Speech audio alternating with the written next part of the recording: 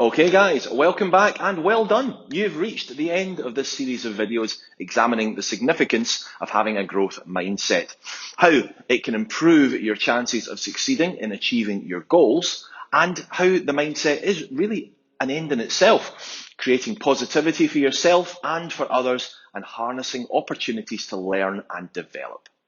Now in this video, we're going to summarise a few of the key elements. Now if you've skipped ahead straight to this summary, yes, I know, I do it too sometimes, bear in mind that you can go back and examine these elements in more detail in their own specific videos. I encourage you to do that if anything grabs your attention.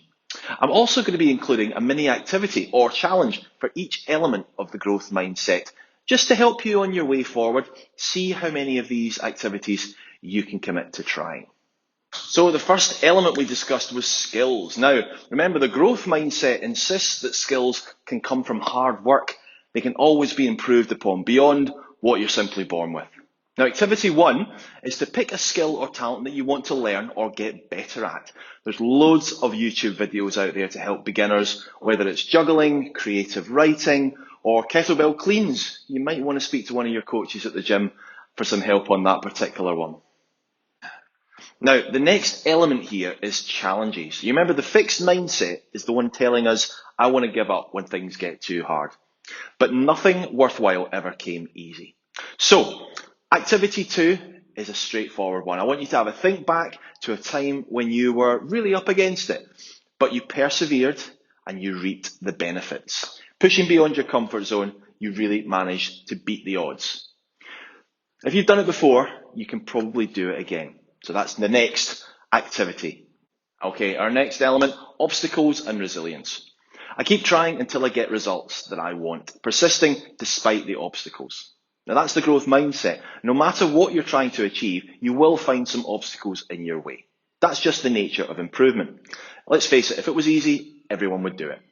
So armed with that knowledge, let's game out our path with another activity. Activity 3, we're going to write down the potential sticking points in our way. Maybe it's a lack of time or support or maybe knowledge. Be as specific as possible and then just as specific on how you're going to overcome those obstacles. If you can dream it, you can do it. Or I should say, terms and conditions do apply to some dreams. I know some of you are a bit of a weird bunch out there. Okay, what's next? Well, it's effort. Now, I see effort as essential. It's a path to mastery. Growth mindset talking there. Have you ever achieved anything worthwhile without giving it some sustained effort? It's probably pretty unlikely. So to help maintain that consistency, why not try journaling or recording your effort? Now this is activity 4, and it can be a really great way to make connections and see patterns in your progress. It doesn't have to be daily or an onerous commitment, just a regular check-in and a chance to reflect and take some notes. You might learn a lot. Oh, we're on to feedback now, probably the thorniest of all of these issues. So the growth mindset approach says, I welcome feedback and criticism. I learn from it, seeing feedback and not taking it as a criticism or personally is key. The 2 videos I did about receiving and giving feedback are some of the most popular in this series, and they're perfect if you want to explore this a little bit further. Now, this could be a scary activity, this one, number 5. Think about who you could ask for some feedback from. And most importantly, be prepared to accept it positively and gratefully. As it says there, ask and ye shall receive. The next element we covered, of course, was the comfort zone. So you probably remember this one. We're all drawn to stay safe in the loving embrace of our own comfort zone. But as a wise person once said, although a boat is safe in the harbour, it's actually built for the open seas. So if you tell yourself proactively that you like learning about new things that you don't already know, the desired outcome of those is that you're going to feel more comfortable taking personal risks and striving for goals that actually stretch you more. The activity, now we're on to number 6 if you're keeping count, is to make a positive, specific effort to start using more positive language. So there are a few ways that you can do this. I've got some examples for you. I'm finding this really properly hard today. I must really be pushing myself. Or what will I try differently next time I attempt this task? Or thirdly, this was a really difficult task, but my hard work has paid off. Next, we talked about others, other people's successes specifically. Being inspired by other people's success, the tricky part is doing this without actually comparing yourself to them at the same time. Learning about and celebrating the successes of others is a great way to embrace your newfound growth mindset. But it doesn't have to be famous names. Activity number 7 is going to have us looking around ourselves. Look around you. Who are the people in your network that inspire you? Spend more time with them.